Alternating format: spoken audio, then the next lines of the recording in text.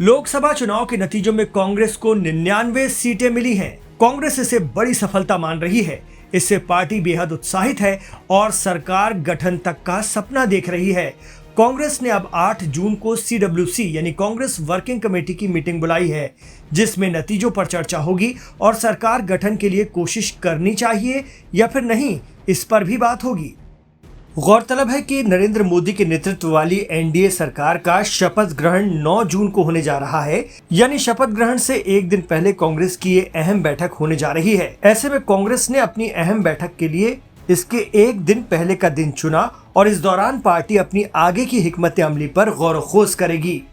सूत्रों का कहना है कि CWC की बैठक में लोकसभा में पार्टी के संतोषजनक प्रदर्शन के लिए नेतृत्व की सराहना करते हुए प्रस्ताव पारित किया जा सकता है।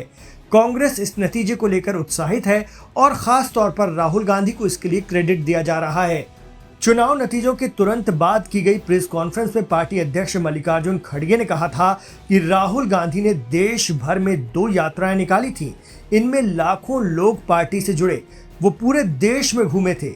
इसका फायदा भी कांग्रेस को चुनाव में अच्छे नतीजों के तौर पर मिला है।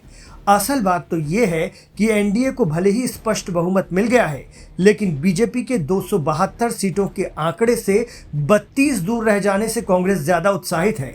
इस बात से इनकार नहीं किया जा सकता कि राहुल गांधी की भारत जोड़ो यात्रा और भारत जोड़ो न्याय यात्रा का इसमें बड़ा रोल रहा है। इस दौरान राहुल ने करीब करीब पूरा देश नाप लिया था और यही वजह रही कि कांग्रेस 1 सैकड़े से 1 सीट दूर है। बड़ी बात यह है कि उसे यूपी सहित देश भर से सीटें मिली हैं।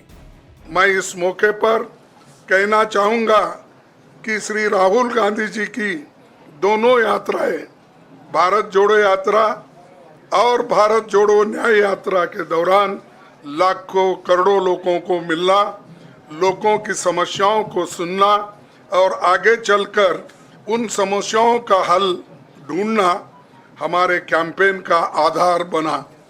हमने इसी को 5 न्याय और 25 गारंटी का नाम दिया और इसी के आधार पर हमने गारंटी कार्ड बनाया। हमारे कार्यकर्ता उसे लेकर घर घर पहुंचे और लोगों को संपर्क करें। कांग्रेस समेत इंडिया अलायंस में शामिल आरजेडी जैसे दलों को लगता है कि यदि एनडीए में गठबंधन पर बात बिगड़ती है तो वो सरकार भी बना सकते हैं। कांग्रेस के पवन खेड़ा और आरजेडी के तेजस्वी यादव ने भी कहा था कि हम सरकार बनाने के लिए हर संभव कोशिश करेंगे। अभी आप लोगों को इंतजार करना चाहिए। गौरतलब है कि 10 साल बाद पहली दफा कांग्रेस समेत पूरे विपक्ष को इतनी सीटें मिली हैं। ऐसे में कांग्रेस इस मौके को गंवाना नहीं चाहती, बल्कि अपनी भूमिका को और विस्तार देने की तैयारी में है। अब देखना दिलचस्प होगा कि 8 जून को होने जा रही वर्किंग कमेटी की बैठक में पार्टी का मौकिफ क्या रहता है और वो मौजूदा सूरत हाल में अपने लिए कौन सी राह चुनती है।